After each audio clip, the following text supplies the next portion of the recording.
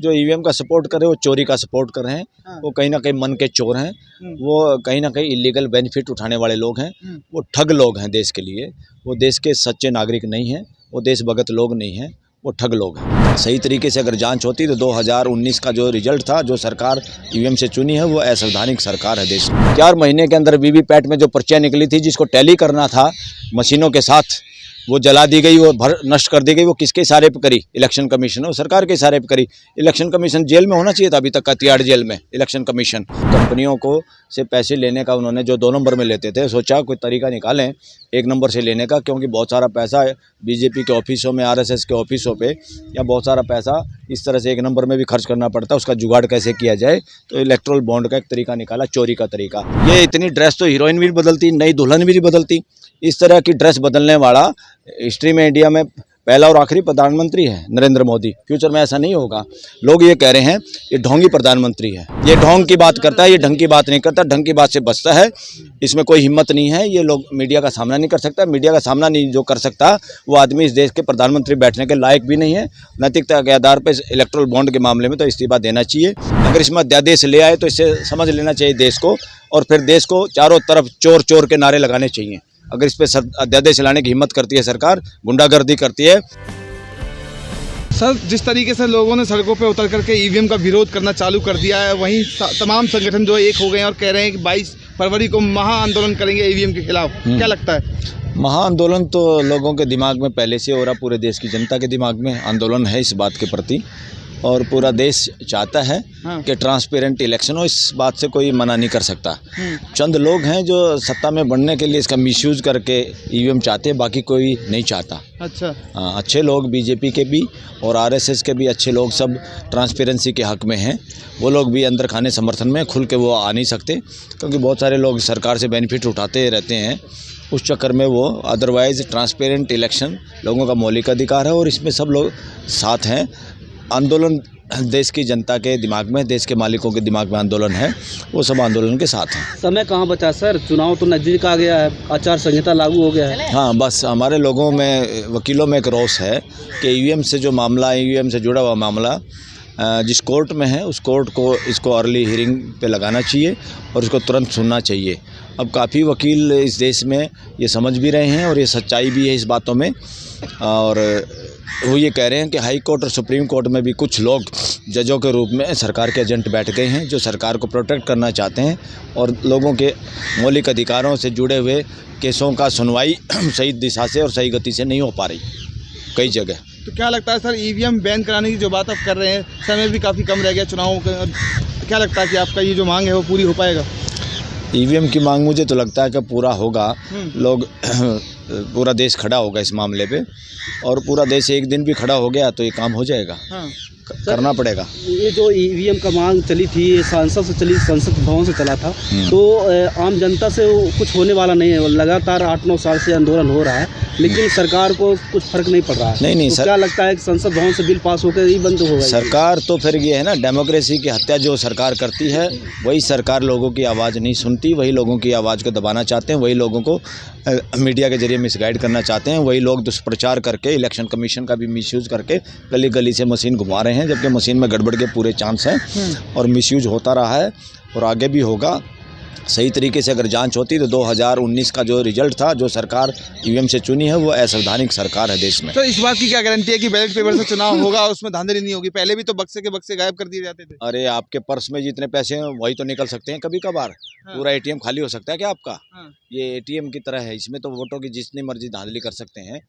Ballot paper से चुनाव कराना बहुत ही सार्थक है, बहुत ही सही है। हाँ। और जो लोग भी उसमें गड़बड़ करने की कोशिश करते हैं, वो सबूत से पकड़े जा सकते हैं। हाँ। उस पर सरकार की नीयत साफ हो, सिस्टम अगर सही हो, हाँ। उसमें धांधली के बहुत कम चांस है। जहाँ भी हैं वहाँ री-इलेक्शन हो सकते हैं, वो लोगों को दिखाई देता है, ये दिखाई नहीं देता। जी, जो लोग आज भी ईवीएम का सपोर्ट कर रहे हैं और कह रहे हैं कि ईवीएम में कोई धांधली नहीं होती, उनके लिए क्या लगेगी? जो ईवीएम का सपोर्ट कर रहे हैं वो चोरी का सपोर्ट कर रहे हैं। हाँ। वो कहीं ना कहीं मन के चोर हैं।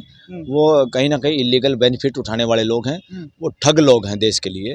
वो देश के सच्चे नागरिक नहीं हैं। वो देशभगत लोग नहीं हैं। वो ठग लोग हैं। सर जो अब तो चुनाव आयोग गांव-गांव प्रचार कर रहा है कि ईवीएम में कोई गड़बड़ी नहीं है, तो इस पे क्या कहना चाहते हैं? तो वो आपसे ज़्यादा वही प्रचार कर रहे हैं प्रचार नहीं, वो दुष्प्रचार कर रहा है, वो बहकाने की कोशिश कर रहा है। इस मामले में अपराध कर रहा है इलेक्शन कमीशन। हाँ। इलेक्शन कमीशन देश की पॉलिटिकल पार्टी का सामना नहीं कर पाया, देश के साइंटिस्टों का, कंप्यूटर की जो नॉलेज रखने वाले उनका सामना नहीं कर पाया। अगर सामना करना हो तो सरेआम ओपनली उस पर प्रोग्राम हो जाए और टीवी उसको कवर करे और वो लोग बताएं कैसे गड़बड़ होती है और क्या गड़बड़ हुई है। इलेक्शन कमीशन पहले तो 2019 का डाटा वापस लगा के हिम्मत करके दिखाए कि क्या क्या गड़बड़ हुई थी, कितने इलेक्शन बूथों पे या कितने जगह पे वोट डली कम और रिजल्ट में बताया कुछ, तो इस तरह से गड़बड़ हुई है। अगर इलेक्शन कमीशन में हिम्मत है तो वो बताए इलेक्शन कमीशन चोरी में शामिल है। सर, जो मामला विचाराधीन है सुप्रीम कोर्ट में ईवीएम को लेकर, क्या लगता है सुप्रीम कोर्ट का कोई बड़ा एक्शन आ सकता है चुनाव से पहले? फिलहाल सुप्रीम कोर्ट में जहां जिन लोगों के पास ये केस लगा हुआ है उन पे लोगों को शंका है हाँ। और वकील समाज देश का, पूरे देश का और सुप्रीम कोर्ट के वकील खास तौर पे ये फील कर रहे हैं, ये एहसास कर रहे हैं कि लोगों को इस मामले में न्याय नहीं मिल पाएगा। अगर लोगों को न्याय लेना है तो ये सुप्रीम कोर्ट के चीफ जस्टिस को ये केस अपने पास लगाना चाहिए और तीव्र गति से इसको सुनना चाहिए। सर, ईवीएम का आंदोलन हर दिन कहीं न कहीं हो रहा है, लेकिन सरकार को कोई फर्क नहीं पड़ रहा। तो क्या लगता है कि आने वाला समय में जन आंदोलन की तैयारी होगी या जन आंदोलन से सरकार ईवीएम हटेगा? सरकार को फर्क पड़ रहा है। सरकार उसके खिलाफ इलेक्शन कमीशन को खड़ा किए हुए है। इलेक्शन कमीशन के जरिए अपनी चोरी को छुपाना चाहते हैं और इलेक्शन कमीशन उनके इशारे पे बंदर की तरह नाच रहा है, देश को गुमराह कर रहा है। इलेक्शन कमीशन इस मामले में अपराध कर रहा है, उसको इस काम से बचना चाहिए। वो अपनी ड्यूटी, संवैधानिक ड्यूटी करे, सच्चाई के साथ खड़े हों और सच्चाई का सामना करें और देश को गुमराह करने की कोशिश ना करें। कह रहे हैं कि बैलेट पेपर से करवाते तो उससे ज़्यादा खर्चा आया। नहीं, बकवास करें, झूठ बोल रहे हैं, देश को गुमराह कर रहे हैं। कोई खर्चा नहीं है इस पर, कोई ज़्यादा खर्चा नहीं है। सर, समय भी तो ज़्यादा लगता है सर। कोई समय ज़्यादा नहीं लगता और 1-2 दिन ज़्यादा भी लगता है, तो समय इतने दिन रखने की जरूरत क्या है? तुरंत इलेक्शन कराओ, तुरंत गिनती शुरू करो। सर, सुप्रीम कोर्ट ने इलेक्शन बोर्ड जो नया कानून आया है, इस पे आप क्या कहना चाहते हैं? सुप्रीम कोर्ट में इलेक्टोरल बॉन्ड पे इलेक्टोरल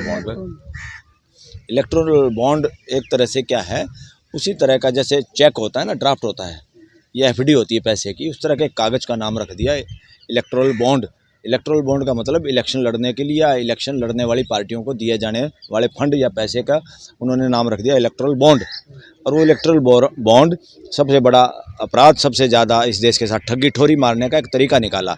इलेक्टोरल बॉन्ड और कुछ नहीं है, इलेक्टोरल बॉन्ड रिश्वत लेने का एक तरीका था और उन लोगों से रिश्वत लेना जिनके कर्जे माफ़ किए, जिनको इलीगल बेनिफिट पहुँचाया, और उन कंपनियों को से पैसे लेने का उन्होंने जो 2 नंबर में लेते थे, सोचा कोई तरीका निकालें 1 नंबर से लेने का, क्योंकि बहुत सारा पैसा बीजेपी के ऑफिसों में, आरएसएस के ऑफिसों पे या बहुत सारा पैसा इस तरह से 1 नंबर में भी खर्च करना पड़ता है। उसका जुगाड़ कैसे किया जाए, तो इलेक्टोरल बॉन्ड का एक तरीका निकाला, चोरी का तरीका।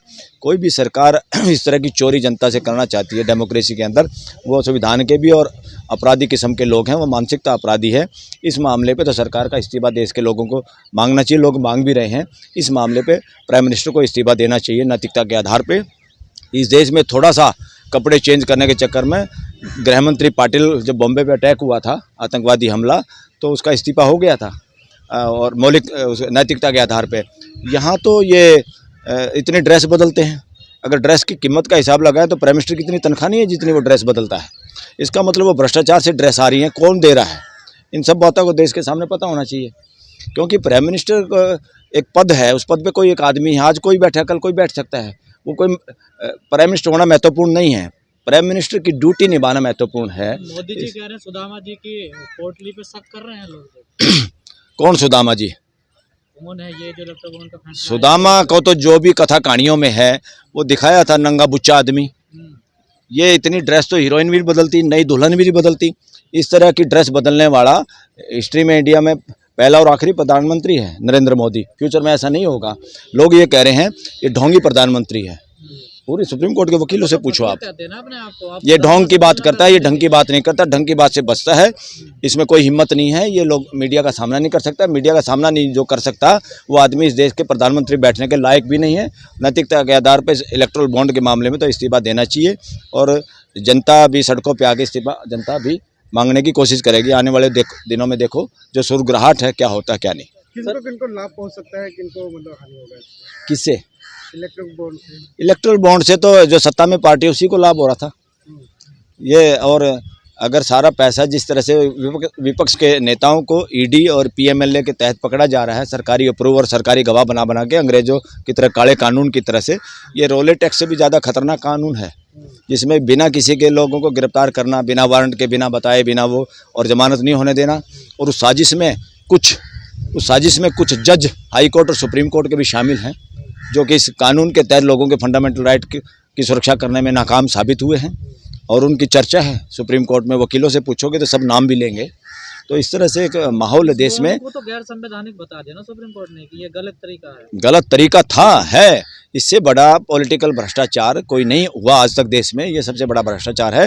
ये तो अपोजिशन में एक आध को छोड़ के बाकी सारे लोग कहीं ना कहीं छोटे मोटे पैसा इकट्ठा करके जो रखा है ना पाप का घड़ा पॉलिटिकल लोगों का, उसकी वजह से वो बोल नहीं पा रहे। तो देश तो अब इस बार का इलेक्शन भी देश लड़ेगा, पॉलिटिकल पार्टी नहीं लड़ेंगी। पॉलिटिकल पार्टियों में कितने लोग मुखर होके विरोध कर पा रहे हैं, बहुत चंद लोग हैं। आजकल खुल के अगर कोई बोल रहा तो एक आदमी नेशनल लेवल पे वो मिस्टर राहुल गांधी और मिस्टर खड़गे कुछ बोल रहे हैं, बाकी लोग अभी बोलने की हिम्मत नहीं। सरकार इसके लिए कुछ तैयारी कर रही है, हिसाब देने के मूड में नहीं है सरकार। नहीं, सरकार तो छुपाएगी चोरी को। चोर तो लास्ट तक भी अपने सारी कोशिश करेगा पता ना चले। अगर इसमें अध्यादेश ले आए तो इससे समझ लेना चाहिए देश को, और फिर देश को चारों तरफ चोर चोर के नारे लगाने चाहिए। अगर इस पर अध्यादेश लाने की हिम्मत करती है सरकार, गुंडागर्दी करती है, तो देश के लोगों को, और यहाँ वकील भी उस पर नारे लगाएंगे चोर चोर करके। ये चोर चोर का नारा पूरे देश में प्रसिद्ध होगा। उद्योगपतियों से चंदा लेने वाली पार्टी क्या आम जन जो गरीब आदमी है उसका विकास करेगी? नहीं, मतलब ही नहीं। उद्योगपतियों ये षड्यंत्र है। 3 तरह के एम्पायर ने सांठगांठ करके देश की ऐसी की तैसी कर दी है। रिलीजियस एम्पायर, पॉलिटिकल एम्पायर और कारपोरेट एम्पायर, ये 3 बदमाश इकट्ठे हो रहे हैं, और 3 बदमाश बहुत थोड़ी संख्या में हैं, और देश का बेवकूफ़ बना रहे हैं। मीडिया इनके हाथों में है, व्यापार इनके हाथों में है, और मजाक बना के रख दिया देश का। डेमोक्रेसी नाम की चीज़ नहीं छोड़ी। ये डेमोक्रेसी की चोले में उसी तरह से हैं जैसे वो क्या है, किसी कमज़ोर बकरी की वर्दी में कोई भेड़िया घूमता है ना, कि लोग उसको ना समझे, वो शिकार कर ले, इस तरह का एक माहौल है। उद्योगपतियों के जिन लोगों ने ये बॉन्ड खरीदे उनके नाम अब सामने आ पाएंगे? चुनाव आयोग अपनी वेबसाइट पर डालेगा या फिर ऐसे ही? चुनाव आयोग इतनी शरारत और बदमाशी कर रहा है। चुनाव आयोग ने 2019 का भी डाटा डिलीट कर दिया, जिसमें लगभग 370 सीटों पे जो रिजल्ट आए वो ज़्यादा वोट बताई, और जबकि वोट पोलिंग कम हुई थी।